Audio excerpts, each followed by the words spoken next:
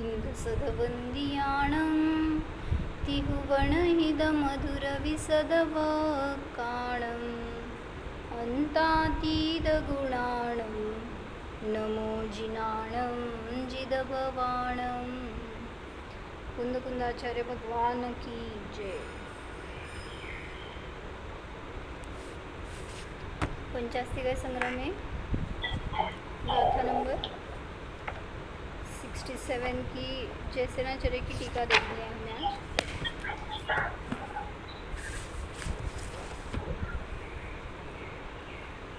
क्या चल रहा है? ओ सॉरी, मी लॉक केले, सॉरी म्यूट केले मी तुम्हाला, म्यूट काढून बोला.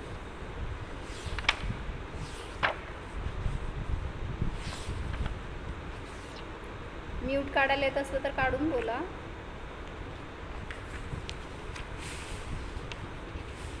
हां बोला. जय जिनेंद्र. जय जिनेंद्र. अहो तुम्ही लय भारी काम केले का नाही? इतकं भारी की ते सगळ्या भक्त्या म्हटलेल्या, भक्तांवर म्हटलेलं मी रोज सकाळी ऐकते भक्तांवर आणि भक्त्या पण संध्याकाळी ऐकते रोज. आता चतुर्दशी अष्टमी सुरू झाल्यावर ना त्याचा किती उपयोग होईल मला ना, म्हणून म्हटलं तुम्हाला एकदा सांगावं, मला एकत्र वाटलं म्हणून म्हटलं तुम्हाला एकदा म्हणावं. मी खूप छान काम केले तुम्ही, ते मला रोज माझ्यासाठी केलंय, तुमच्यासाठी नाही केलं.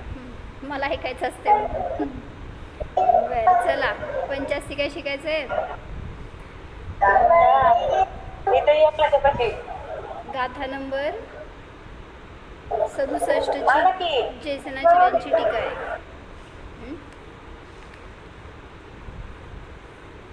67 का 68 ची आहे ना.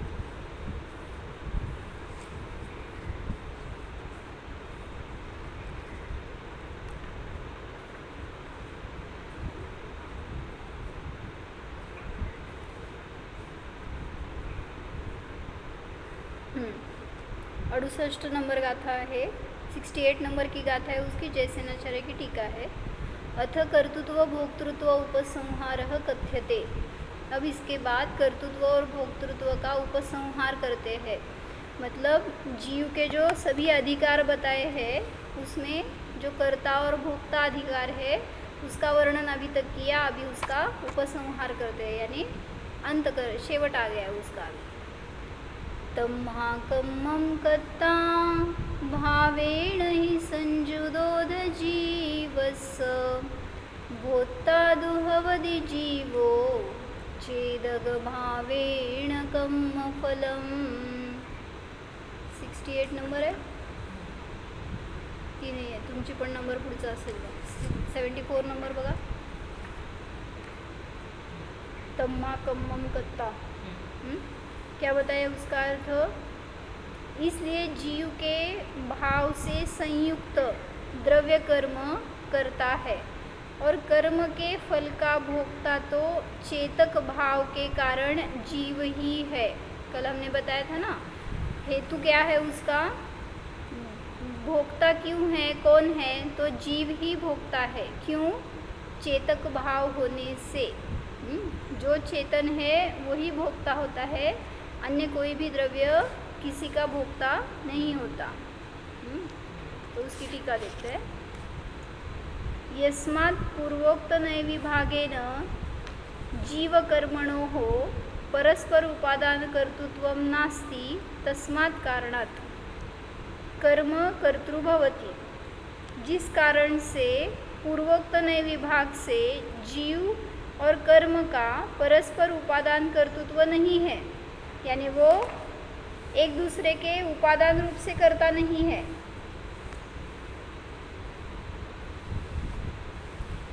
तस्मात् कारणात्, उस कारण से कर्म करता है.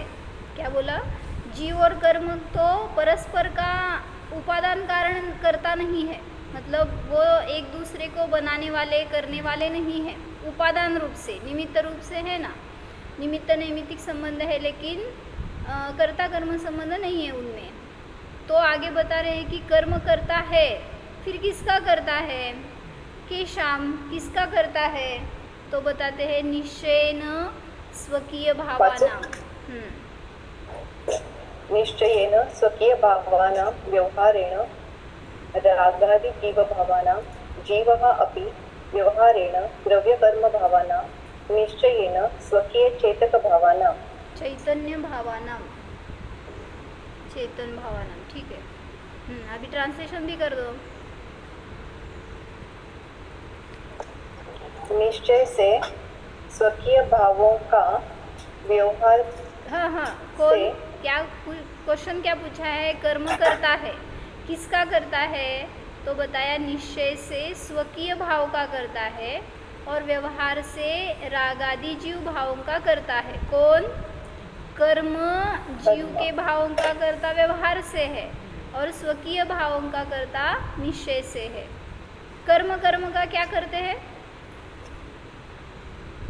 क्यों बताया ऐसे कर्म करता है? स्वकीय भावों का करता है मतलब कर्म रूप से परिणमित होते, कर्मण वर्गना ज्ञानादि रूप परिणमित होते, ऐसा।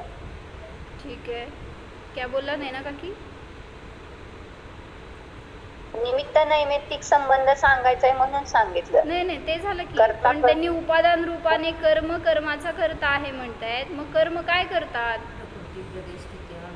आपल्या आपल्यामध्ये कर्मान वर्ग नसते त्या कर्मरूप परिणमते. हां, स्कंद रूपाने परिणमन करणं हे कर्माचं पुद्गलाचं त्याचं कार्य। तो उसमें जो भी चल रहा है, क्या आना निकलना बंधना, ये सब उसका उसमें चल रहा है, तो उसका वो स्वयं करता है, जीव करता नहीं है। जो भी आप बोलते हैं ना आश्रव हो गया, मतलब क्या हुआ? उन्होंने बताया अभी ज्ञानावरण कर्म का बंध हो गया, मतलब क्या हुआ? जो फ्री थे पुद्गल स्कंद तो वो कर्म रूप से बंध गए, तो उनका कर्ता कौन है? जीव तो नहीं है। तो इतने कर्म बंधेंगे, या अभी इन्होंने बताया ऐसे प्रदेश, प्रकृति, स्थिति, अनुभाग, इनका सबका कर्ता कौन है? तो वो स्वयं कर्म ही है। जीव तो उसका कुछ कर्ता निमित्त रूप से है लेकिन उपादान रूप से नहीं है। तो कर्म निश्चय से स्वकीय भावों को करते हैं और व्यवहार से रागादि जीव भावों को करते हैं। आगे बता रहे जीव भी व्यवहार से द्रव्य कर्म भाव को करते हैं और निश्चय से स्वकीय चेतन भाव को करते हैं। जीव भी किनका करता है? निश्चय से तो अपने ही भावों को, अपने ही परिणमन को करने वाले हैं जीव, और व्यवहार से कर्म को, द्रव्य कर्म को करते हैं।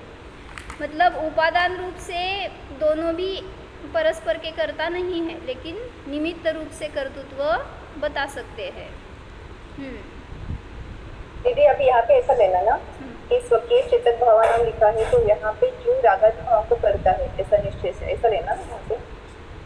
जीवोपि व्यवहारेण द्रव्यकर्म भावाना निश्चयेन स्वकीय चैतन्य भावाना, मतलब रागादि भाव ही जीव के भाव यानी पर्याय जो भी होगी जीव की, वो उनका कर्ता जीव ही है। जो शुभ भाव हो, अशुभ भाव हो या शुद्ध भाव हो, उसका कर्ता जीव स्वयं है, कर्म नहीं है। तो इस वजह से कल हमने बताया था ना कि जो आपको सम्यक दर्शन की प्राप्ति हो रही है, तो वो क्यों हो रही है?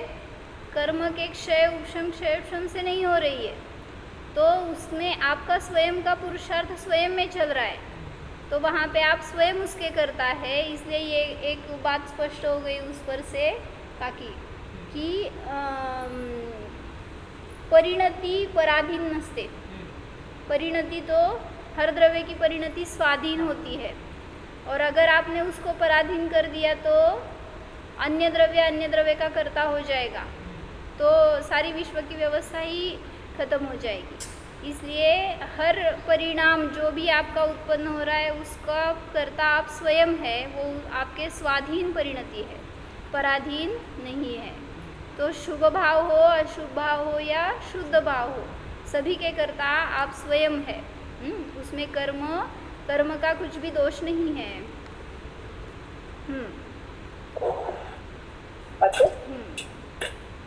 कथम भूतम सत्कर्म स्वकीय भावानां कर्तु भवति, कैसे वो कथम भूतम सत, कैसे होते हुए वे कर्म स्वकीय भाव के कर्ता होते हैं। मतलब अभी हमने बताया ना निश्चय से कर्म स्वकीय भाव के करता है, तो क्वेश्चन पूछ रहे हैं वो शंकाकार की वो कैसे कर्ता होते हैं, स्वकीय भाव के भी कर्ता कैसे होते हैं? तो संयुक्त होकर कर्ता होते हैं। आगे अथ यानी बाद में केन तो संयुक्त, केन संयुक्त किसके द्वारा संयुक्त होकर वो कर्ता होते हैं? भावेन हि संयुक्त म्हणजे तन्मय का? संयुक्त म्हणजे सहित, सहित होऊन परिणमन करतात. आता परत नाही बदलणार असं बरं का पुढं. किसके साथ संयुक्त होकर परिणमन करते या करता होता है? मिथ्यात्व रागादि भावेन परिणामेन. आगे भी पढ़ना है वो, वहाँ पे वो दंड दिया है वो नहीं चाहिए एक्चुअली, क्योंकि जीवस्य उधर लगाना है.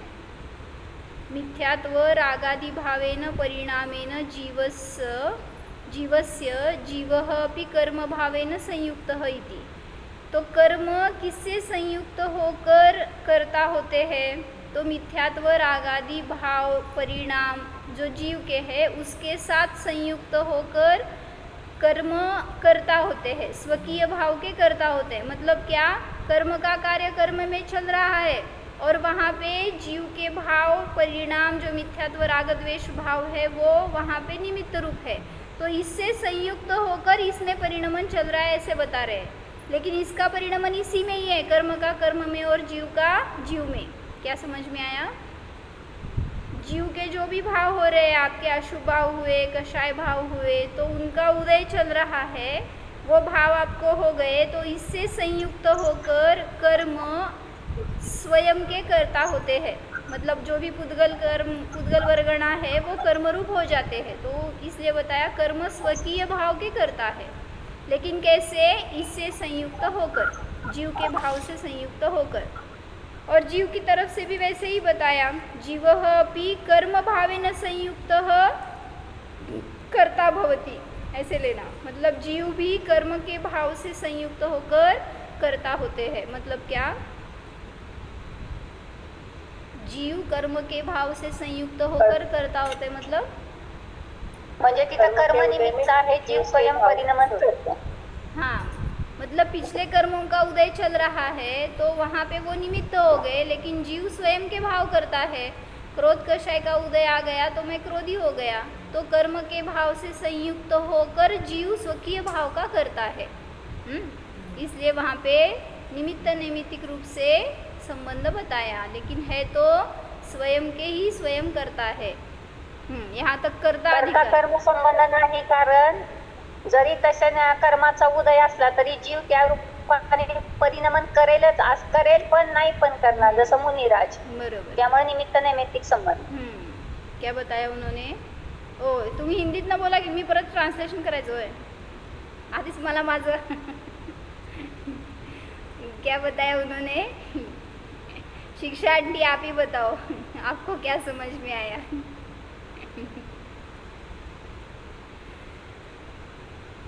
जो भी कर्म का उदय चल रहा है तो वो हमें कंपल्शन नहीं करता, आप ऐसे ही परिणाम करो, लेकिन जीव उसके साथ तन्मय हो जाता है, संयुक्त हो जाता है और वैसे परिणाम करता है. इसलिए कर्म का उदय करता नहीं है. कर्म तो स्वयं का करता है, लेकिन आपको क्रोधी करने वाला कर्म नहीं है. तो इसलिए कर्म का कार्य कर्म में बताया, लेकिन जीव वहाँ पे निमित्त है, और जीव का कार्य जीव में बताया, कर्म वहाँ पे निमित्त है. यहाँ तक कर्ता अधिकार बताया. अभी भोक्ता बताते हैं. भोक्ता पुनः भवति. भोक्ता पुनः भवति. कह असौ. भोक्ता आगे भोक्ता निर्विकार अधिकार बताते हैं. कौन है वो जो भोक्ता है? वो कौन है? जीव है. हाँ, वो अभी आगे बता रहे ना. निर्विकार चिदानंदैक अनुभूति रहितः जीवः. रहितः जीवः. निर्विकार चिदानंद एक अनुभूति रहित जो जीव है वह भोक्ता होता है. अच्छे से सुनो क्या बताया. जो जीव स्वभाव को नहीं भोगता, स्वभाव का वेदन नहीं करता, वो भोक्ता होता है. किसका भोक्ता? कर्म का भोक्ता होता है. अभी इस पर से हमें परसों क्वेश्चन आया था ना, इसका समाधान इस पर से निकल सकता है. क्या क्वेश्चन था? निखिलते नहीं येत आज, त्यांचा क्वेश्चन होता कर्म चेतना और कर्म चेतना कहाँ तक लगाना, इसे बताया था ना, पूछा था ना उन्होंने. तो उसका उत्तर इधर से निकलता है. अच्छे से पढ़ो।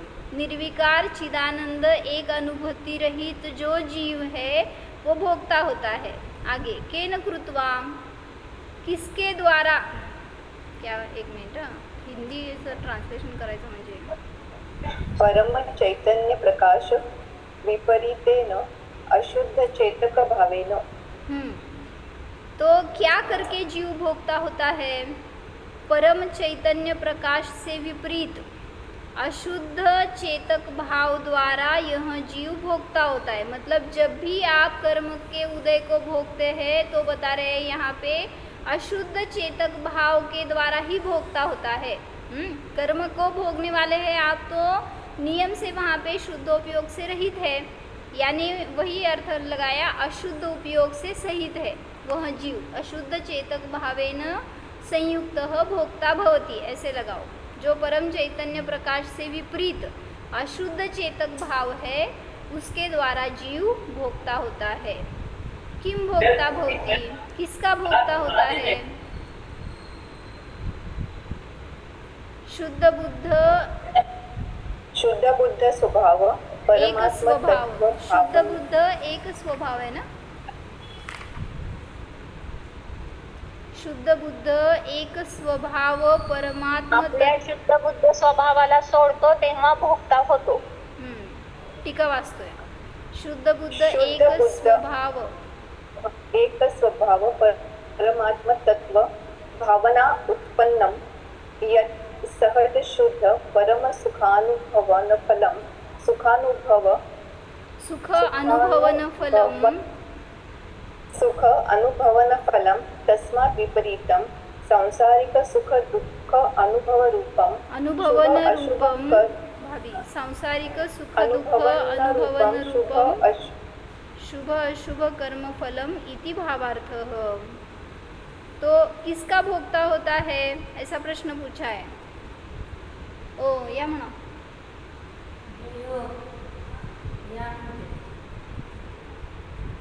करा ट्रान्सलेशन, किशोरी काकी ट्रान्सलेशन करा। शुद्ध बुद्ध एक स्वभाव परमात्म तत्व की भावना से उत्पन्न जो सहज शुद्ध परम सुख अनुभवन रूप फल है, उससे विपरीत क्या बताया यहाँ तक? अंग प्रविष्ट भाषा बताई, आगे अभी अंग बाह्य भाषा बताते हैं। तस्मात् विपरीतम, उससे विपरीत सांसारिक सुख दुःख अनुभवन रूप। सुरेखा काकी आवाज म्यूट करा। पण बघायलाच पाडीने भेडाय ना ती झिजक उपन घना हाल थई शमना घना घना चालू करे खाते तो बद्दा मारू आता नाही वाटस 4 जण खाली तर 5 जण जाणार नाही येसका आम वाटस आपण दे म्यूट करून पण आवाज यायला लागला। चला काय सांगत होते? शुद्ध बुद्ध एक स्वभाव परमात्म तत्व भावनेपासून उत्पन्न, भावना से उत्पन्न जो सहज शुद्ध परम सुख अनुभवन रूप फल, उससे विपरीत सांसारिक सुख दुख अनुभवन रूप शुभ अशुभ कर्म फल है, उसका जीव भोगता होता है। यह भावार्थ है। क्या बताया? जब जीव खुद को नहीं जानता, स्वयं का भोग नहीं लेता, तब वह जीव कर्म का भोग लेता है, कर्म का अनुभवन करता है, ऐसे बता रहे हैं ना। कर्म चेतना और कर्म फल चेतना का क्वेश्चन आया था परसों। हाँ, तो वो कर्म चेतना और कर्म चेतना कहाँ तक लगाना है, ऐसे क्वेश्चन था परसों, था ना? बताओ दीदी। ऐसा बोल सकते हैं ना, जैसे बोलते कि सम्यक दृष्टि जो है तो जितने अंश में मतलब उसकी कषाय चौकड़ी का अभाव है उतने उसकी वितरागता है और बाकी के इससे बहुत सराग है। तो वैसे ही यहाँ पे भी कर्म चेतना ऐसा लगा सकते हैं ना, उतने इसमें कर्म चेतना है, उसकी कर्मफल चेतना है। ऐसा कहाँ तक? वही तो पूछ रहा था ना। 12वें तक। हाँ, तो ऐसे लगाना है। परसों हमने पढ़ा था ना, ज्ञान चेतना और अज्ञान चेतना, ऐसे दो भेद किए चेतना के। तो अज्ञान चेतना के दो भेद किए, कर्म चेतना और फल चेतना। तो उस पर से भी ये अर्थ निकलता है, जहाँ तक अज्ञान है जैसा अज्ञान है वैसे प्रकार के कर्म और कर्मफल चेतना को जीव भोगता है। मतलब क्या?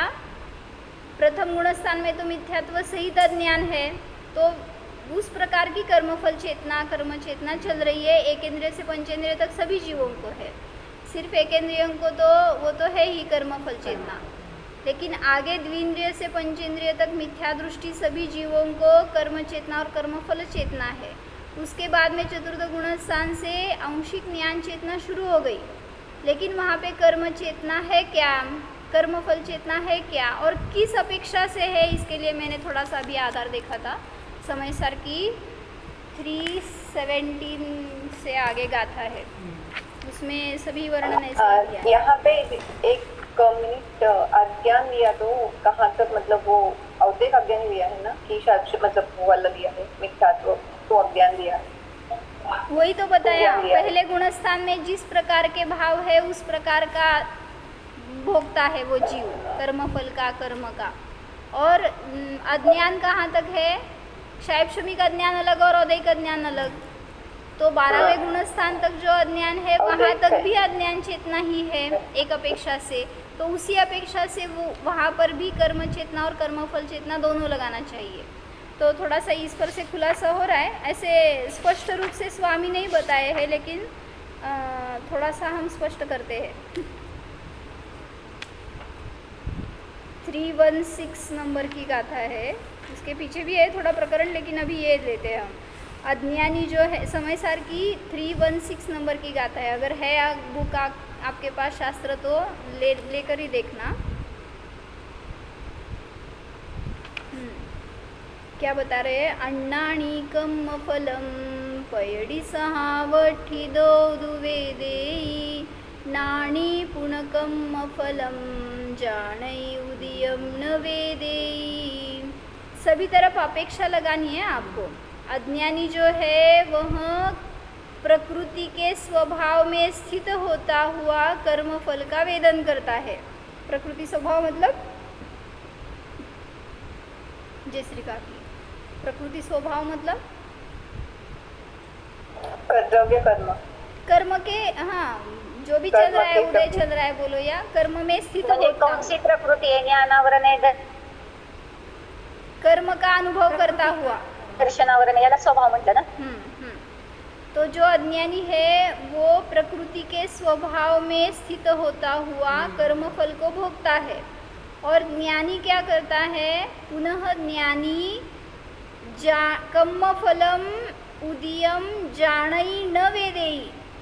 जो ज्ञानी है वह उदय में आने वाले कर्मफल को जानता है लेकिन वेदन नहीं करता, उसी को ज्ञान चेतना बता रहे हैं। मतलब ये कहाँ से शुरू हो गई? चतुर्थ गुणस्थान से आगे। वहाँ पर जानने का कार्य चल रहा है, कर्म है उसका कार्य उसमें चल रहा है, मैं उससे भिन्न हूँ। तो अज्ञानी जो है वो शुद्ध आत्मा के ज्ञान के अभाव से स्व पर के एकपने का श्रद्धान करके स्व पर की एकपने की परिणति से प्रकृति के स्वभाव में स्थित होता हुआ अहम बुद्धिपने से अनुभव करता है और कर्मफल का भोक्ता कहा जाता है। लेकिन ज्ञानी ज्ञान के सद्भाव से स्वपर भेद ज्ञान से स्वपर के भेद के श्रद्धान से और स्वपर भेद रूप परिणति से प्रकृति के स्वभाव से दूरवर्ती हुआ है तथा अपने शुद्ध आत्मा के भाव को ही अहम बुद्धिपन से आप अनुभव करता है। इस प्रकार अनुभव करता हुआ उदय में आए हुए कर्म के फल को नेय मात्रपने से जानता ही है, परंतु उसे अहमपने से अनुभव न करने से भोगता नहीं है। कौन? अभी इस गाथा की अपेक्षा से अगर आप चतुर्थ गुणस्थान से ज्ञान चेतना लगाते हैं तो कर्मफल चेतना वहाँ नहीं है। ऐसे एक व्यू है एक, जिसको अभी अहम बुद्धि खत्म हो गई है पर से, कर्म से पर से, तो वो कर्मफल का भोक्ता नहीं है, नहीं कहा जाएगा। अज्ञानी के तो शुद्ध आत्मा का ज्ञान ही नहीं है, इसलिए जैसा कर्म उदय में आता है उसी को अपना जान भोगता है। और ज्ञानी के शुद्ध आत्मानुभव हो गया है, इससे प्रकृति के उदय के आने को अपना स्वभाव नहीं जानता, उसका ज्ञाता ही रहता है, भोक्ता नहीं होता। काय समजलं? तुम्ही माझ्याबरोबर नाही आहे. शुद्धात्म्याचं ज्ञानच केलेलं नाही. पण ज्ञानीने शुद्धात्मा पाहिलेलं नाही, त्यामुळे तो त्या कर्माला म्हणजे भोगत नाही. भोगतच ज्ञानी त्यांनी पाहिलंच नाही, त्यामुळे तो त्याला आपल्या रूपानेच पाहतो. निश्चयाने म्हणत आहे कथन सगळं. निश्चयाने ज्ञानी कर्मफळाला भोगत नाही. मग निश्चयाने अज्ञानी कर्मफळाला भोगतं का हो? अज्ञानी पण भोगत नाही, ज्ञानी पण भोगत नाही, हम्म. परंतु त्याची ती अहमबुद्धी असल्यामुळे ते भोगतो असं म्हटलं जातं. क्या आणि बताया? आम्ही भोगत नाही, तुम्ही अज्ञानी भोगता है क्या कर्म को? भोगणं कशाला म्हणायचं? नाही. क्लिअर व्हायला पाहिजे. अभी यहाँ पे बताया ना, अन्नानी कर्म फलम वेदेई, मतलब प्रकृति के रागाने स्वभाव में, उत्पन्न प्रकृति के स्वभाव में स्थित होता है, मतलब उसकी दृष्टि पर की तरफ है, कर्म की तरफ है, तो वो भोगता है ऐसा बोला जाएगा. निश्चय से नहीं, व्यवहार से ही वो भोगता है ऐसा कहा जाएगा, क्योंकि उसमें अहम बुद्धि है. हाँ, अहमबुद्धी. ज्ञानी की वैसी, इसलिए नहीं, इसलिए अहमबुद्धी. हाँ, तो ज्ञानी की वैसी दृष्टि नहीं है, इस वजह से वो कर्म का भोक्ता नहीं कहा जाएगा. आगे कलश है, उसका भी अर्थ पढ़ती हूँ. अज्ञानी जन तो प्रकृति के स्वभाव में लीन है, उसी को अपना स्वभाव जानता है, इसलिए सदाकाल उसका भोगता है. ज्ञानी प्रकृति स्वभाव से विरक्त है, उसको पर का स्वभाव जानता है, इसलिए कभी भोगता नहीं है. जो प्रवीण पुरुष है वे ज्ञानीपने और अज्ञानीपने के नियम को विचार कर अज्ञानीपने को छोड़ो और शुद्ध आत्ममय एक तेज में निश्चल होकर ज्ञानीपने को सेवन करो. म्हणजे याच्यावरून त्यांनी एवढंच इस पर से इतना बताया उन्होंने कि जो ज्ञानी है वो ज्ञान चेतना रूप से परिणमन करता है और अज्ञानी है उसके पास कर्म चेतना और कर्मफल चेतना है. आगे असं जे म्हटलं जातं विवक्षा वेगवेगळ्या आहेत, बरोबर आहे. जे समेत जीवन आहेत ते केंद्रापासून असं संधीमध्ये त्यांच्याजवळ ह्या दोनच चेतना, कर्मचेतना आणि कर्मफल.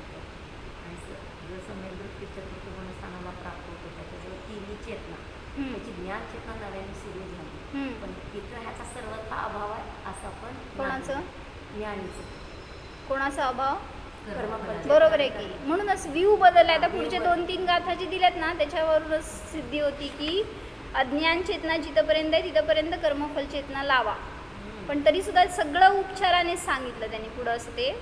तर परवा त्या एकाने प्रश्न विचारला होता की केवलींना पण जर उदय आहे कर्मांचा तर ते कर्मफल चेतना आहे का त्यांच्या ठिकाणी? कर्मचेतना, कर्मफल चेतना असं आलं होतं ना प्रश्न. तर तिथं कर्मफल चेतना नाही असं त्यांनी घटवलं आहे. वाचू आपण. अज्ञानी कर्म के फल का भोगता ही है, यह नियम कहा है. बरोबर. अज्ञानी जो है वो कर्म फल का भोगता ही है. भले ही वो न भोगे फिर भी भोगता ही है ऐसा, क्योंकि दृष्टि वैसी ही है. यहाँ पर अभव्य का उदाहरण, ठीक है, ये अभव की अपेक्षा से गाथा बताइए बीच में 317 नंबर. अभी 318 नंबर गाथा में और बताते हैं. ज्ञानी तू अवेदक एव इति नियम्यते. जो ज्ञानी होता है वो अवेदक ही होता है. कर्म के फल को वो भोगता ही नहीं है ऐसा नियम करते हैं. निवेय समावन्नो नाणीकम फलम वियाणे महुरम कडुयम बहुविह मवेयो तेन सो होई. ज्ञानी वैराग्य को प्राप्त हुआ कर्म के फल को जानता है, जो मीठा तथा कड़वा इत्यादि अनेक प्रकार है, इस कारण वह भोगता नहीं है. ज्ञानी वैराग्य को प्राप्त हुआ है इसलिए वो ज्ञान का वेदन करता है, कर्म का वेदन नहीं करता. आवेदक म्हणजे वेदन करत नाही असं का? आवेदक म्हणजे आवेदक कुठे आहे? तिथं आलं का? अवेदक आहे. नको, अवेदकच पाहिजे. कुठं भाषांतरमध्ये का? आवेदक नाही, अवेदकच पाहिजे. वरती दिले ना अवेदक संस्कृतमध्ये. ज्ञानी अभेद रूप से भावश्रुत ज्ञान स्वरूप शुद्धात्मा के ज्ञान के होने से पर से अत्यंत विरक्त है, इसलिए वह ज्ञानी कर्म के उदय के स्वभाव को स्वयं ही छोड़ देता है, उस रूप परिणमन नहीं करता. कौन? ज्ञानी तुम्ही वाचा, आज तुमचं लक्ष नाही आहे माझ्याकडे. चला वाचा, हिंदी वाचायचं, खालचं वाचा. आगे कहते हैं किधर महाभारत ना टीकार कर. टीका. ज्ञानी अभेदरूप भाव शुद्ध ज्ञान शुद्धात्मा के ज्ञान के होने से पर से अत्यंत विरक्त है. इसलिए वह ज्ञानी कर्म के उदय के स्वभाव को स्वयं ही छोड़ देता है, उस रूप परिणमन नहीं करता. ज्ञानी है वो कर्म के स्वभाव को छोड़ देता है. उस रूप परिणमन नहीं करता है, मतलब ज्ञान रूप ही परिणमन करता है. इस कारण मीठा कड़ुआ सुख दुख रूप उदय आए हुए कर्मफल को केवल जानता ही है, क्योंकि ज्ञानी का ज्ञातापन जानना स्वभाव है, इसलिए कर्ता नहीं बनता और भोक्ता भी नहीं बनता. ज्ञान होने पर परद्रव्य को अहम रूप से अनुभव करने की अयोग्यता है. इस कारण भोक्ता नहीं होता, क्योंकि ज्ञानी कर्म स्वभाव से विरक्त होने से अवेदक ही है. क्या समझ में आया? क्या समझ में आया? ज्ञानी परद्रव्य को अहम रूप से नहीं भोगता, क्योंकि उसकी परद्रव्य को भोगने की अयोग्यता है, हाँ, ये महत्व है. इसलिए उसको नहीं. अच्छा बताया. वो परद्रव्य को अहम रूप से अनुभव करने की अयोग्यता है. जहाँ ज्ञान हो जाता है वहाँ वो परद्रव्य को भोगने के योग्य उसकी बुद्धी नहीं है. इस कारण से वह म्हणजे मी भोगू शकत नाही परद्रव्याला. अशी मान्यता बदलली ना अंतरंगामध्ये. त्यामुळं मिथ्यादृष्टी है, वो हम बुद्धि करके मैं भोगता हूँ, मैं करता हूँ, ऐसी उसकी बुद्धि है. इसलिए वो भोगता है, करता है. लेकिन जीव जो ज्ञानी हो गया, वो ज्ञान की वजह से, जो वेद ज्ञान हो गया है, समीचीन ज्ञान हो गया है, उसकी वजह से अहमपने से अनुभव करने की वो पात्रता ही नहीं है उसके अभी वैसी. वो बता रहे, क्योंकि ज्ञानी समयसार कलशमध्ये तेच आलं होतं की ज्ञानी पुढं असे वेगवेगळे पदार्थ आले तर त्याला का राग भाव उत्पन्न होत नाही. तर हे सांगितलं होतं, हाच हेतू सांगितला होता की मी पराला भोगू शकत नाही, त्यामुळे त्याला त्याच्याबद्दल राग भाव उत्पन्न होत नाही. बरोबर. जसं माता पण स्त्री आहे, पण तिला भोगण्याचे भाव होत नाही, असं त्यात उदाहरण दिलंय. बरोबर. अच्छा आहे, समजलं म्हणा. हिंदी हो. म्हणजे वस्तू व्यवस्था जाणतो असं. हां बरोबर आहे की. म्हणजे ते ज्ञानीचं परिणती बघा ना, ज्ञानीची बुद्धी बघा, त्याचं काय म्हणायचं लक्ष बघा काय आहे. तो पराला लक्ष करत नाही आहे त्याच्या निमित्तात, किंवा त्यातून सुखदुःख मानत नाही आहे त्याच्या निमित्तामध्ये. त्याचं ज्ञान कर्म आणि कर्मफल चेतनारूप परिणमन करत नाही. तशा अपेक्षेने ते अयोग्य आहे हे सांगायला लागले. क्योंकि ज्ञानी कर्म स्वभाव से विरक्त होने से अवेदक ही है. काय म्हणते? अलिप्त राहतो, अलिप्त है, अस्पर्शीय है. जो जिससे, आता अभी इसमें खुलासा कर रहे हैं थोड़ा सा. जो जिससे विरक्त होता है उसको अपने वश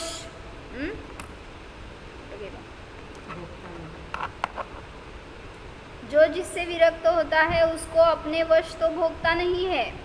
यदि परवश भोगे तो उसे परमार्थ में भोगता नहीं कहते. इस न्याय से इम्पोर्टेंट बता रहे, क्या भावार्थ है ये, लेकिन अच्छे से खुलासा किया उन्होंने. क्या बताया अभी? स्ववश आणि परवश ऐसी दो अपेक्षाएं बता रहे हैं. जो ज्ञानी है वो स्ववश, मतलब क्या, अभी उसको अपने वश तो भोगता नहीं है. यदि परवश भोगे, परतंत्र होऊन काय म्हणायचं, थोडंसं पराधीन झाल्यामुळं जर भोगेल तर त्याला उपचाराने भोगता म्हणलं जाईल, वास्तविक तो भोगता नाही. उसे परमार्थ में भोगता नहीं कहते. इस न्याय से ज्ञानी भी कर्म के उदय को अपना नहीं समझता, उससे विरक्त है तो स्वयमेव तो भोगता ही नहीं. यदि उदय की बलवत्ता से परवश हुआ, अपनी निर्बलता से भोगे, तो उसे वास्तव में भोगता नहीं कहते, व्यवहार से भोगता है. उसका यहाँ शुद्ध नय से अधिकार नहीं है. अभी एक्सप्लेन करो इसका, बहुत अच्छे बताए, समझ में आया? यदि उदय की बलवत्ता से परवश हुआ, अपनी निर्बलता से भोगे, अभी क्या बताया, मुनिराज है वो चर्या को निकल रहे हैं, आहार ग्रहण कर रहे हैं, निद्रा ले रहे हैं, ये सब क्या चल रहा है, कर्म का उदय चल रहा है और वो अभी उतने अंश में परवश है, तो इस वजह से उस रूप परिणमन कर रहे हैं ऐसा दिख रहा है, लेकिन वास्तव में वो उसके शरीर की निर्बलता है समझो, या उस उदय की कुछ आधीन भी बोलना अच्छा नहीं है, लेकिन ऐसे भी वहाँ पे उसकी बलवत्ता है कर्म के उदय की, तो इसलिए परवश होकर निर्बलता से उसको भोगे तो भी वो भोक्ता नहीं कहे जाते, क्योंकि उसमें उनका आनंद नहीं है, वो मानते नहीं है वैसा, उसमें से आनंद आता है, ऐसी बुद्धि खत्म हो गई है अभी, तो व्यवहार से भोगता है ऐसा कहा जाता है, लेकिन निश्चय से भोगता नहीं है। इस अपेक्षा से ही, इस कथन से ही हमने ये अर्थ निकाला है कि 12वें गुणस्थान तक का जीव कर्म फल चेतना का वेदन करता है ऐसे कहा जाएगा। क्यों? परवश होकर, उदय की बलवत्ता से, ऐसे हेतु लगाओ, उदय की बलवत्ता से और स्वयं की दुर्बलता से, और क्या बताया अभी, परवश होकर भोग सकता है, लेकिन फिर भी वो उसमें से अपना आनंद नहीं मानता, उस पर अपना जीवन नहीं मानता, इसलिए वो ज्ञानी ही है। ये दृष्टि है, सम्यक दृष्टि है, ये दृष्टि है उस पर, हेय दृष्टि है, बराबर, लेकिन फिर भी भोक्ता है ऐसा दिख रहा है, तो उसको उपचार से कर्मफल का भोक्ता कह सकते हैं, लेकिन वो ऐसे भोक्ता नहीं है। आगे और एक गाथा है, लेकिन अभी टाइम दीदी श्रेणी में है, तो श्रेणी में है चढ़ रहे हैं मुनिराज, तो 7वें तक 9वें तक, तो 8वें के अंत में कुछ निगत्य निकाटी वो सब कर्म भी निकल जाते हैं, मतलब उनको, वो तो शुद्धात्मा में रममाण है, वो बाहर तो सत्ता में है कर्म, इस हिसाब से उनको क्या कह रहे हैं ना, वो 12वें तक हम जो कह रहे हैं, तो बुद्धिपूर्वक मतलब ऐसा कह रहे हैं, उनको तो वहाँ पे कुछ है ही नहीं, मतलब हाँ ना, इसलिए तो क्वेश्चन आया था कि वो तो ज्ञानात अन्यत्र कहीं जाते ही नहीं है। हमने परसों जो डेफिनेशन देखी थी, ज्ञानात अन्यत्र इदम वेदयहम इति चेतनम कर्म फल चेतना, तो ज्ञान से अन्यत्र जाकर वो तो कुछ भोगते ही नहीं है, किसी का वेदन ही नहीं करते, तो वहाँ पे कर्म फल चेतना कैसे? तो सिर्फ वहाँ उपचार से ही है ऐसा ही बताया, कर्म का उदय चल रहा है, उनका फल दिख रहा है, जो भी हो बहिरंग में फल दिख रहा है, तो वो कर्म फल चेतना का भी अनुभव करते हैं, ऐसा व्यवहार से कहा जाएगा। निश्चय से तो वो ज्ञान का ही वेदन कर रहे हैं। या तो उपसर्ग वगैरह आया है मुनि को, वो ध्यान में लीन है, बाहर से अपने को दिख रहा है पूरा उपसर्ग, वो फल चल रहा है ना, कर्म का फल ही है वो जो भी चल रहा है उदय उनको, लेकिन उनका वेदन तो ज्ञान का ही चल रहा है, फिर भी विकल्प की भूमिका आएगी उसमें अगर, तो वो कर्म फल चेतना का वेदन करते हैं ऐसा बोला जाएगा उपचार से, श्रेणी में नहीं, नीचे ही। अभी आप ऊपर मत देखो मतलब 6ठे गुणस्थान 7म गुणस्थान में अगर वो जूझ रहे हैं, तो जब विकल्प में आएंगे तो हो सकता है उसका वेदन, इस अपेक्षा से भी वहाँ पे कर्म फल चेतना है ऐसा कहा जाएगा, लेकिन निश्चय से तो वो ज्ञान का ही वेदन कर रहे हैं। अभी इसके आगे भी और प्रकरण लिया है, उसका हम कल देखते हैं। आप पढ़ के देख लो, 319 और 320 नंबर के 2 गाथाओं में अच्छे से उन्होंने एक्सप्लेन किया है, उस पर से अर्थ निकाल सकते हैं हम। हो जाना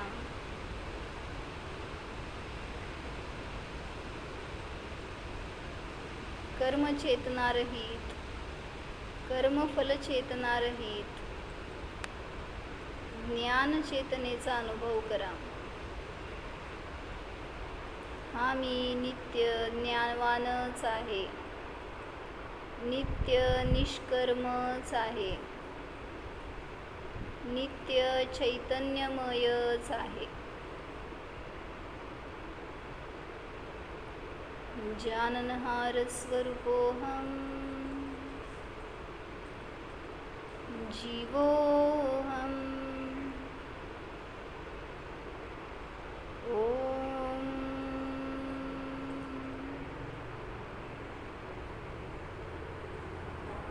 विसर्जन। नमो अरिहंता।